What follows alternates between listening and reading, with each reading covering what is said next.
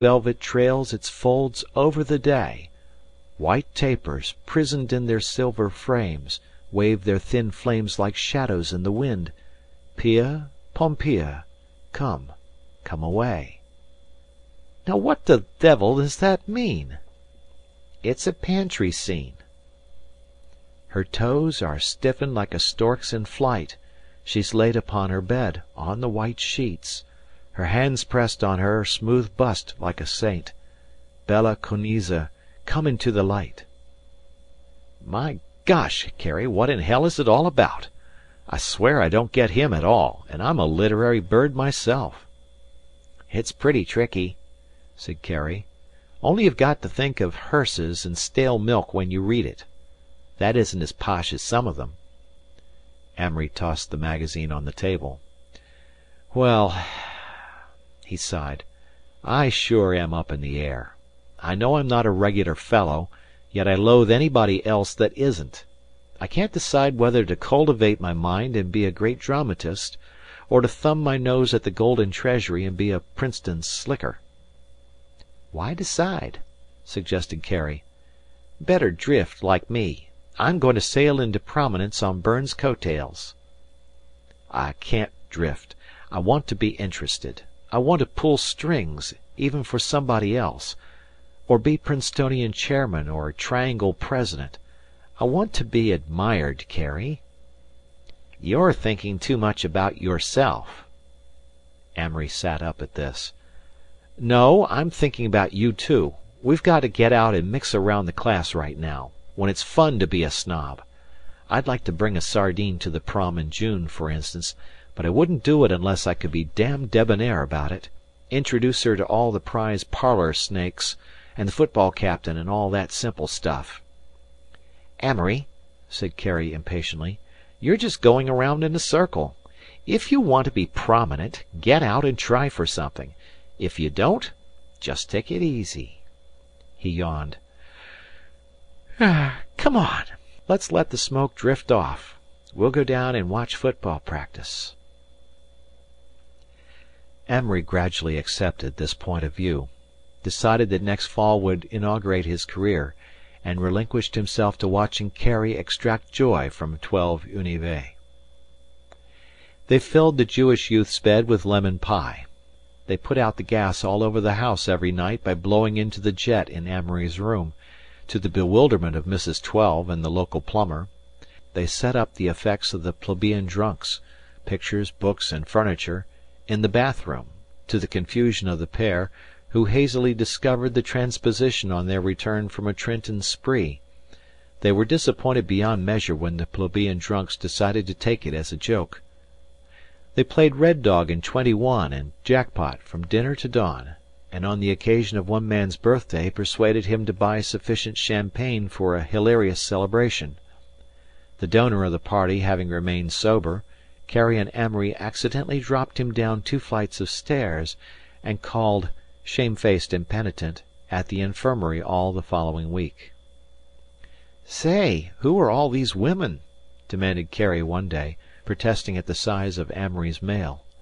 I've been looking at the postmarks lately. Farmington and Dobbs and Westover and Dana Hall. What's the idea? Amory grinned. All from the Twin Cities. He named them off. There's Marilyn DeWitt. She's pretty. Got a car of her own, and that's damn convenient. There's Sally Weatherby. She's getting too fat. There's Myra St. Clair. She's an old flame. Easy to kiss if you like it. What line do you throw 'em? Demanded Carrie. I've tried everything, and the mad wags aren't even afraid of me. You're the nice boy type, suggested Amory. That's just it. Mother always feels the girl is safe if she's with me. Honestly, it's annoying. If I start to hold somebody's hand, they laugh at me and let me, just as if I wasn't part of them. As soon as I get hold of a hand, they sort of disconnect it from the rest of them. Sulk, suggested Amory. Tell 'em you're wild and have 'em reform you. Go home furious. Come back in half an hour. Startle 'em. Carrie shook his head. No chance. I wrote a St. Timothy girl a really loving letter last year. In one place I got rattled and said, My God, how I love you!"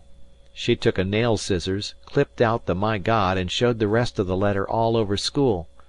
"Doesn't work at all. I'm just good old Carrie and all that rot." Amory smiled and tried to picture himself as good old Amory. He failed completely. February dripped snow and rain, the cyclonic freshman mid-years passed, and life in 12 Univ continued interesting if not purposeful. Once a day Amory indulged in a club sandwich, cornflakes, and julienne potatoes at Joe's, accompanied usually by Carrie or Alec Connage. The latter was a quiet, rather aloof slicker from Hotchkiss, who lived next door and shared the same enforced singleness as Amory, due to the fact that his entire class had gone to Yale. Joe's was unaesthetic and faintly unsanitary, but a limitless charge account could be opened there, a convenience that Amory appreciated. His father had been experimenting with mining stocks, and, in consequence, his allowance, while liberal, was not at all what he had expected. Joe's had the additional advantage of seclusion from curious upper-class eyes. So at 4 each afternoon Amory, accompanied by friend or book, went up to experiment with his digestion. One day in March, finding that all the tables were occupied, he slipped into a chair opposite a freshman who bent intently over a book at the last table. They nodded briefly.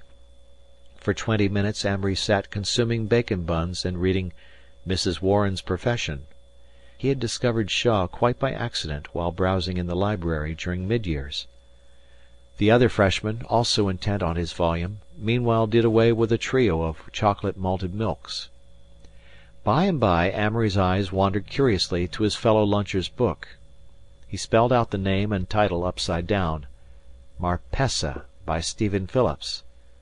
This meant nothing to him, his metrical education having been confined to such Sunday classics as Come into the Garden, Maud, and what morsels of Shakespeare and Milton had been recently forced upon him. Moved to address his vis-à-vis, he simulated interest in his book for a moment, and then exclaimed aloud as if involuntarily, "Ha! Great stuff!" The other freshman looked up, and Amory registered artificial embarrassment. "Are you referring to your bacon buns?" His cracked, kindly voice went well with the large spectacles and the impression of a voluminous keenness that he gave. "No," Amory answered. "I was referring to Bernard Shaw." He turned the book around in explanation. "I've never read any Shaw. I've always meant to." The boy paused and then continued. "Did you ever read Stephen Phillips, or do you like poetry?" "Yes, indeed," Amory affirmed eagerly. "I've never read much of Phillips, though." He had never heard of any Phillips except the late David Graham. "It's pretty fair, I think. Of course, he's a Victorian." They sallied into a discussion of poetry, in the course of which they introduced themselves, and Amory's companion proved to be none other than that awful highbrow, Thomas Parke D'Invilliers, who signed the passionate love poems in the Lit. He was perhaps 19, with stooped shoulders, pale blue eyes, and, as Amory could tell from his general appearance, without much conception of social competition and such phenomena of absorbing interest. Still, he liked books, and it seemed forever since Amory had met any one who did, if only that St. Paul's crowd at the next table would not mistake him for a bird too, he would enjoy the encounter tremendously. They didn't seem to be noticing, so he let himself go, discussed books by the dozens, books he had read about, books he had never heard of, rattling off lists of titles with the facility of a Brentano's clerk. D'Invilliers was partially taken in and wholly delighted. In a good-natured way he had almost decided that Princeton was one part deadly Philistines and one part deadly grinds, and to find a person who could mention Keats without stammering, yet evidently washed his hands, was rather a treat. "Ever read any Oscar Wilde?" he asked. "No. Who wrote it?" "It's a man, don't you know?" "Oh, surely." A faint chord was struck in Amory's memory. "Wasn't the comic opera Patience written about him?" "Yes, that's the fellow. I've just finished a book of his, The Picture of Dorian Gray,